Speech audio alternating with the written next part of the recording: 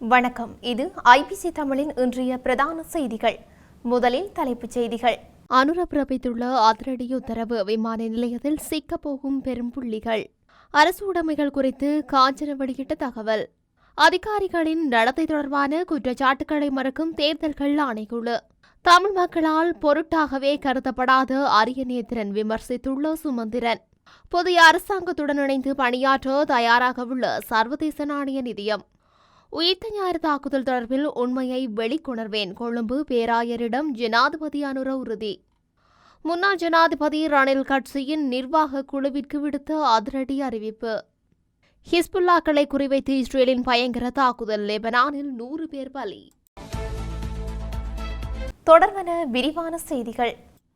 நாட்டில் பல்வேறு மோசடிகளில் ஈடுபட்டவர்கள் தப்பிச் செல்லாதவாறு கட்டுநாயக்க விமான நிலையத்தில் பாதுகாப்பு தீவிரப்படுத்தப்பட்டுள்ளதாக தகவல்கள் வெளியாகியுள்ளது. அதற்கமைய சில அரசியல்வாதிகள் விமான நிலையம் சென்றபோதும் அவர்கள் குடிவரவு அதிகாரிகளால் திருப்பி அனுப்பப்பட்டுள்ளதாக தெரிய வருகின்றது.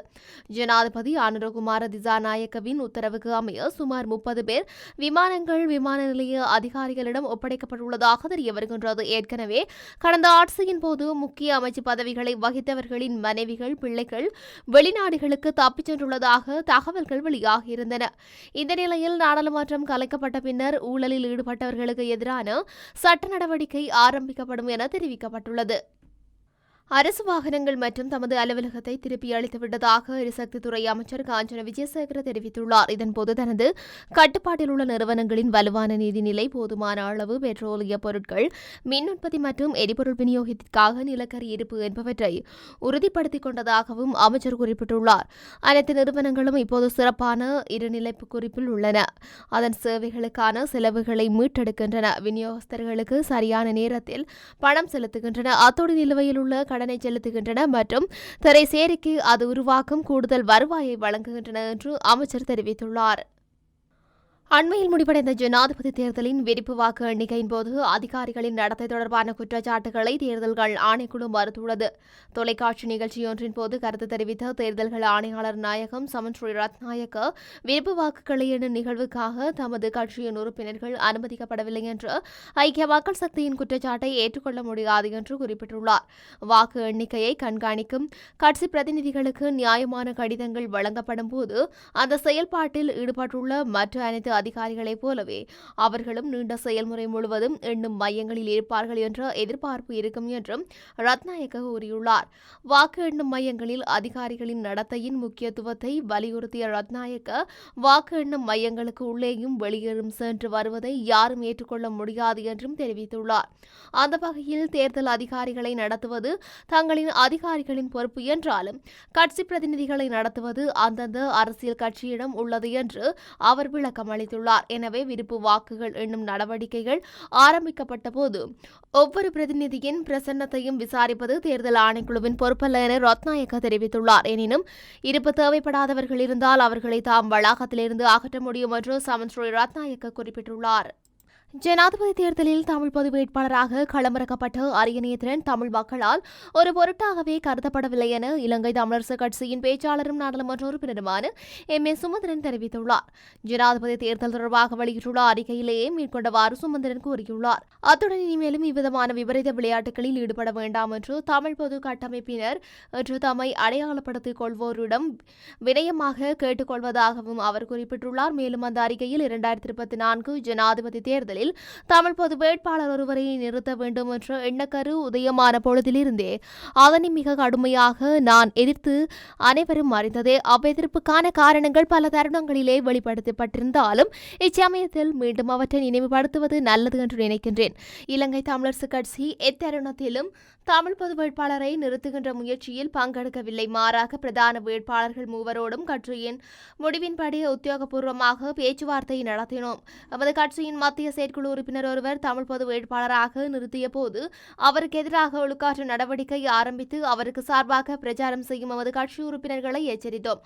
பிரதான வேட்பாளர்கள் மூவரினதும் தேர்தல் அறிக்கைகள் வெளிவந்தவுடனேயே நமது மத்திய செயற்குழு கூடி அவற்றை ஆராய்ந்து வடகிழக்கே அண்ணளவாக 80% நாம் அடையாளம் கண்ட 3 பிரதான வேட்பாளர்களுக்கு வாக்களித்திருந்தார்கள். இது நமது கட்சி எடுத்த நிலைப்பாட்டிற்கான மாபெரும் அங்கீகாரமாக மாற அரியநேத்திரனுக்கு வடகிழக்கில் 14% குறைவாகவே குறைவாகவே வாக்குகள் கிடைத்துள்ளன. மிக குறைவான அளவு வாக்குகளை பெற்றதன் மூலமும் பிரதான தமிழ் கட்சியான இலங்கை தமிழரசு கட்சியின் ஆதரவு மறுக்கப்பட்ட நிலையிலும் அரியநேத்திரனின் படுதோல்வி தமிழ் மக்களின் தோல்வியாக சித்தரிக்கப்படுவதிலிருந்து தப்பியிருக்கின்றது. 1982 ஆண்டு திருக்குமார் பொன்னம்பலம் 2.67% வாக்குகளை பெற்றிருந்தார். வரும் 1.69% வாக்குகளையே பெற்றதன் மூலம் அரியநேத்திரன் தமிழ் மக்களால் ஒரு பொருட்டாகவே கருதப்படவில்லை என்பது நிரூபணமாகி இருக்கின்றது. இந்த தடவைகள் மக்களது மதிநுட்பத்தால் இந்த பெரும் அபாயத்திலிருந்து தாம் தப்பித்துக் கொண்டுள்ளோம். இனிமேலும் இவ்விதமான விவரத விளையாட்டுகளில் ஈடுபட வேண்டாம் என்று தமிழ் பொது கட்டமைப்பினர் என்று தம்மை அடையாளப்படுத்திக் கொள்வோரிடம்